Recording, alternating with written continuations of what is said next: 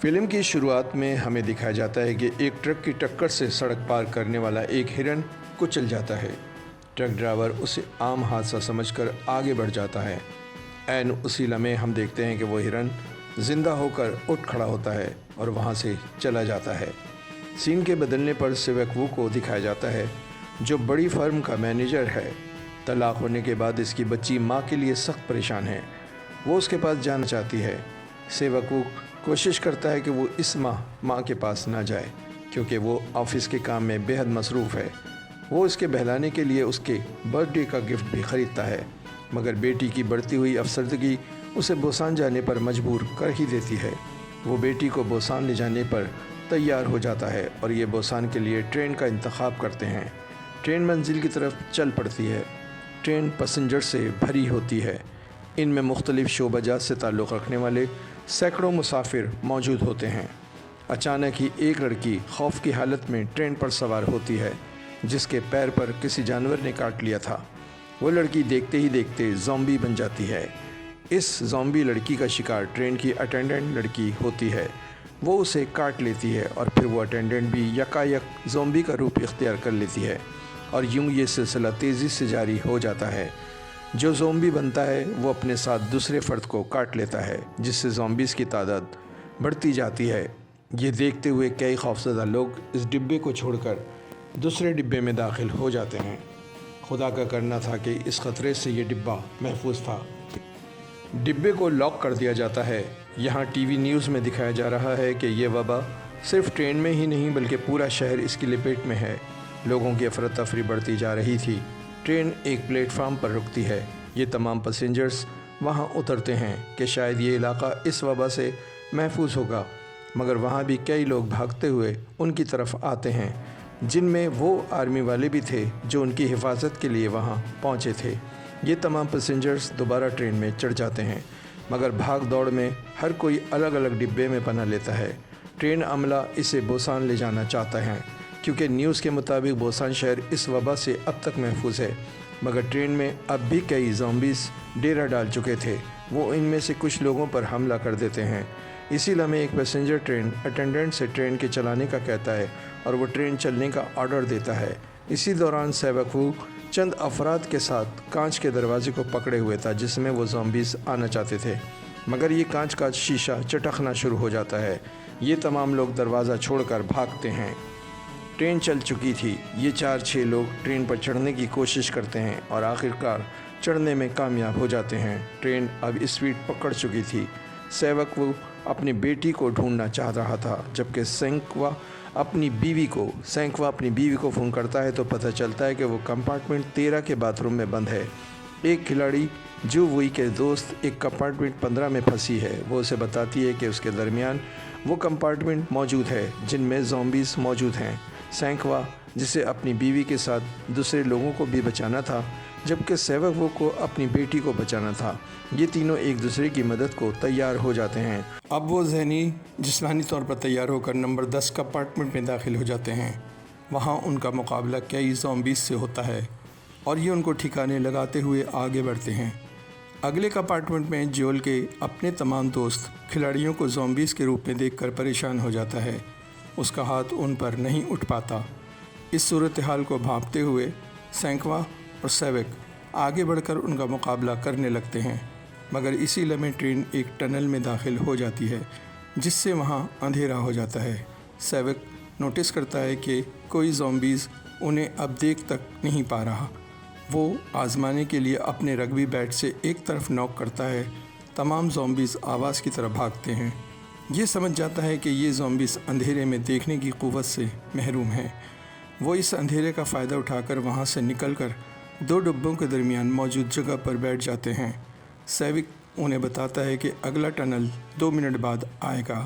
Tunnel شروع ہوتے ہی اندھیرا چھا جاتا ہے اور یہ کمپارٹمنٹ میں داخل ہو جاتے ہیں۔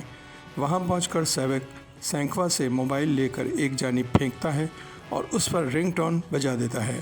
رنگ ٹون کی آواز سے زومبیز اس جانب بھاگتے ہیں اور یہ لوگ آسانی سے بغیر لڑے یہ کمپارٹمنٹ کراس کر لیتے ہیں اور 13 نمبر والے کمپارٹمنٹ تک ہی پہنچ جاتے ہیں۔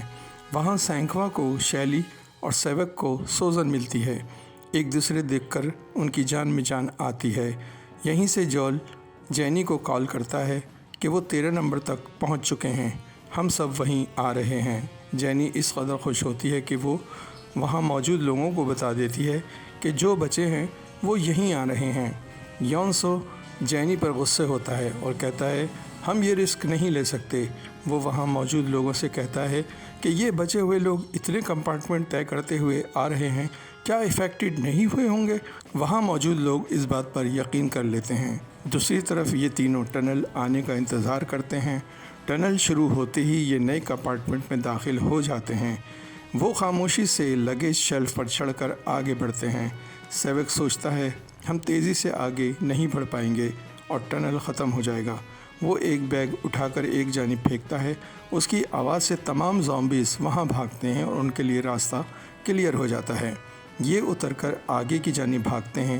ایک مجہول شخص جس کا نام حاتم ہم تصور کر لیتے ہیں، اس کا پاؤں پھسل جاتا ہے اور آواز سے تمام زومبیز اس طرف دیکھتے ہیں، مگر اندھیرا ہونے کی وجہ سے وہ انہیں نہیں دیکھ پاتے اور پھر ٹنل گزر جاتا ہے۔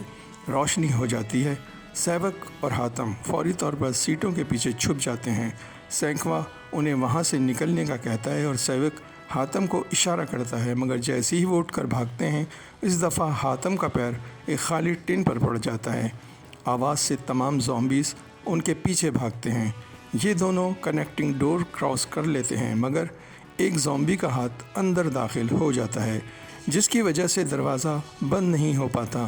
سینکوا پوری طاقت سے دروازہ کو کھولنا نہیں دیتا اور اب سیوک بھی اس کے ساتھ مل کر زومبیز کو روکتا ہے۔ جوئی ووئی جینی کو فون لگا کر دروازہ کھولنے کا کہتا ہے، مگر 15 نمبر کا کمپارٹمنٹ اندر سے بند کر کے جینی کو گرفت میں لیا جا چکا ہوتا ہے، جبکہ یہ لوگ 14 اور 15 نمبر کمپارٹمنٹ کے بیچ کھڑے ہوتے ہیں۔ ایک طرف بھوت جو پورا زور لگاتے ہیں ان تک پہنچنے کے لیے، دوسری طرف یونسو دروازہ نہیں کھولنے دیتا۔ سیوک وو، سینکوا اور جو ووئی دروازے پر زبر لگا کر توڑنے کی بھرپور کوشش کرتے ہیں۔ بالآخر دروازے کا کانچ ٹوٹ جاتا ہے۔ سیوک وو 15 نمبر کمپارٹمنٹ میں داخل ہونے کی کوشش کرتا ہے، مگر یونسو فوری طور پر دوسرا دروازہ بھی بند کر دیتا ہے۔ سیوک وو کا ہاتھ پھنس جاتا ہے جبکہ معاملہ گھمبیر ہوتا چلا جاتا ہے۔ ایسے میں سینکوا سیوک وو کو کہتا ہے کہ وہ اس کی بیوی اور اپنی بچی کو لے کر یہاں سے نکل جائے۔ سیوک وو حیرانگی سے اسے دیکھتا ہے، وہ اس پر زور دیتا ہے اور سیوک وو مان جاتا ہے۔ سینکوا بھوتوں کو روکنے کے لیے رکتا ہے، مگر جلد ہی بھوت اسے بھی دبوچ لیتے ہیں۔ ادھر سیوک وو اور جو ووئی 15 نمبر کے دروازے پر زور دے کر دروازہ کھلوا لیتے ہیں۔ سیوک وو اندر داخل ہوتے ہی یونسو پہ حملہ کر دیتا ہے۔ سیوک وو ان سب کی موت کا ذمہ دار اسے ٹھہراتا ہے، مگر وہاں معاملہ سیوک وو کے خلاف ہو جاتا ہے اور انہیں وہاں سے جانا ہوتا ہے۔ یونسو کے نکالے جانے کے بعد بھوت 15 نمبر میں داخل ہو کر یونسو سمیت تمام کو ہلاک کر دیتے ہیں، اور یہ جنہیں نکالا گیا ہوتا ہے وہ ان کا حال دیکھ کر افسوس کرتے ہیں، مگر بہت جلد ایک مصیبت ان کے لیے بھی تیار کھڑی ہوتی ہے۔ اگلا اسٹیشن بوسان کا تھا۔ وہاں پہنچنے سے پہلے ٹرین ایک جھٹکا لے کر رک جاتی ہے۔ ٹرین ڈرائیور کی طرف سے اعلان ہوتا ہے کہ آگے راستہ بلاک ہو چکا ہے، اس لیے ٹرین آگے نہیں جا سکتی۔ بچے کچھ لوگ آخری ٹریک پر کھڑی ٹرین میں بیٹھ کر اپنا سفر طے کر سکیں گے۔ اعلان سنتے ہی یونسو جو باتھ روم میں چھپ گیا تھا اپنے ساتھی چھپے ہوئے اٹینڈنٹ سے کہتا ہے کہ وہ پہلے باہر نکلے۔ وہ جیسے ہی نکلتا ہے یونسو اسے بھوتوں پر دھکا دے کر خود ٹرین سے باہر کود جاتا ہے۔ راستے میں اسے جینی ملتی ہے، وہ اسے بھی اپنے بچاؤ کے لیے بھوت پر دھکا دے دیتا ہے۔ جینی بھی بھوت کا شکار ہو جاتی ہے۔ یہ جوئی ووئی کے لیے نہایت تکلیف دہ تھا، اس کی ٹیم کے تمام دوست اسے چھوڑ کر جا چکے تھے اور اب جینی بھی ان کا شکار ہو گئی تھی، اور پھر جینی اپنے بوائے فرینڈ پر حملہ کر کے اسے بھی شکار بنا لیتی ہے۔ باہر نکل کر یونسو بھوت کا شکار ہو جاتا ہے۔ اسے بچانے کے لیے ٹرین ڈرائیور آتا ہے، مگر اسے بھی بھوت اپنا شکار بنا لیتے ہیں۔ سیوک وو، اس کی بیٹی اور سینکوا کی بیٹی شیلی ایک الٹی ٹرین کے نیچے پھنس جاتے ہیں، جبکہ مجہول شخص بھی وہاں موجود ہوتا ہے۔ ایسے میں ٹرین کا شیشہ توڑ کر بھوت پھر باہر نکل آتے ہیں اور ان پر حملہ کرنے کے لیے بڑھتے ہیں۔ یہاں مجہول شخص اپنی جان دے کر ان تینوں کی جان بچا لیتا ہے۔ سیوک وو اپنی بچی اور شیلی کو وہاں کھڑے انجن پر چڑھانے میں کامیاب ہو جاتا ہے، مگر کئی تعداد میں بھوت ان کے لیے رکاوٹ بنتے ہیں جن سے سیوک وو تنہا مقابلہ کرتا ہے۔ چل پڑتا ہے اور اب یہ تینوں بچنے والے افراد سکون کا سانس لیتے ہیں۔ یہ انجن جسے بوسان جانے کے لیے تیار کیا گیا تھا منزل کی طرف بڑھتا ہے۔ سیوک وو ڈرائیونگ سیٹ کی طرف جاتا ہے، شاید یہ معلوم کرنے کہ اسے کون چلا رہا ہے۔ یہ دیکھ کر چونک جاتا ہے کہ وہاں اب یونسو جو زومبی بن چکا تھا وہاں موجود ہوتا ہے۔ چلتے چلتے انجان انجن پر اس کا مقابلہ ہوتا ہے۔ بدقسمتی سے وہی سیوک وو کے ہاتھ پر کاٹنے میں کامیاب ہو جاتا ہے۔ سیوک وو سمجھ جاتا ہے کہ وہ بھی کچھ دیر میں زومبی بن جائے گا۔ وہ شیلی کو انجن چلانے کے کچھ طریقے بتاتا ہے اور اپنی بیٹی کو ہمت دلاتا ہے۔ اس کی بیٹی سمجھ جاتی ہے کہ شاید وہ اپنے ڈیڈ سے کبھی نہیں مل پائے گی۔ سیوک وو انہیں اندر لاک کر کے خود ٹرین سے کود کر خودکشی کر لیتا ہے۔ شیلی اور ایمی بوسان کی حد میں داخل ہو جاتے ہیں، مگر آگے رکاوٹ ہونے کے باوجود وہ دونوں وہیں اتر جاتی ہیں اور بوسان کی جانب آنے والی ٹرین کے یہ دو پیسنجر پٹریوں پر چلتے ہوئے آگے کی جانب بڑھتے ہیں۔ ان کے اطراف کئی لاشیں بکھری ہوئی نظر آ رہی تھیں، کچھ جلتی ہوئی لاشیں بھی دیکھی جا سکتی تھیں۔ بوسان جہاں اب آرمی کا ہولڈ تھا، آرمی چوکی سے ان دونوں کو واچ کیا جاتا ہے۔ یہاں ان دونوں کو مارنے کے آرڈرز بھی آ جاتے ہیں، مگر عین وقت پر ایمی ایک نظم گنگناتی ہے جو گولی مارنے والے کے کانوں سے ٹکراتی ہے۔